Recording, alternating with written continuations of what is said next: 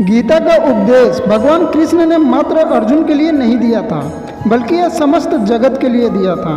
अगर कोई व्यक्ति गीता में दिए गए उपदेशों को अपने जीवन में अपनाता है तो वह कभी भी किसी से हार नहीं सकता और न ही परेशानी में रह सकता है। गीता के 1 से 9 अध्याय में क्या संदेश है, यहाँ संक्षिप्त में जानें।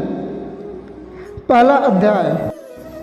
अर्जुन ने युद्ध भूमि में भगवान श्री कृष्ण से कहा कि युद्ध में मैं इन सभी को मारना नहीं चाहता हूँ। भले ही यह सभी मुझे ही मार डाले, लेकिन अपने ही कुटुंबियों को मारकर मैं सुखी कैसे हो सकता हूँ। बुद्धिमान होकर भी हम पाप करने को तैयार हो गए। अर्जुन युद्ध भूमि में धनुष को त्याग कर रथ पर बैठ गए।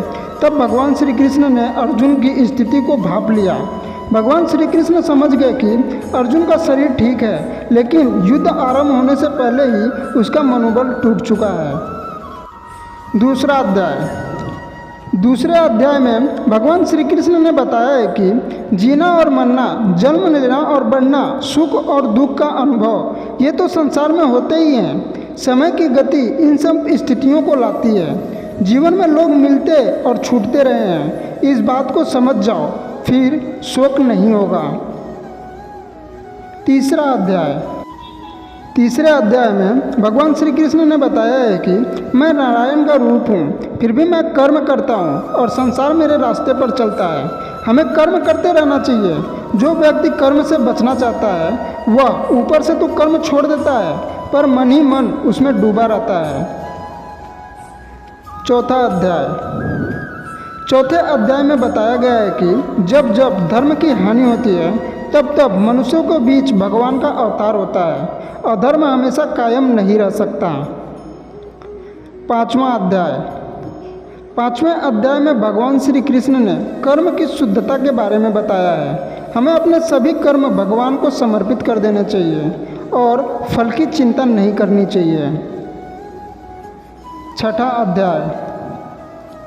भगवान श्री कृष्ण ने छठे अध्याय में कहा है कि जो मनुष्य मन को वश में कर लेता है उसका मन ही उसका सबसे अच्छा मित्र बन जाता है, लेकिन जो मनुष्य मन को वश में नहीं कर पाता उसके लिए वह मन ही उसका सबसे बड़ा शत्रु बन जाता है। जिससे अपने मन को वश में कर लिया उसको परमात्मा की प्राप्ति होती है।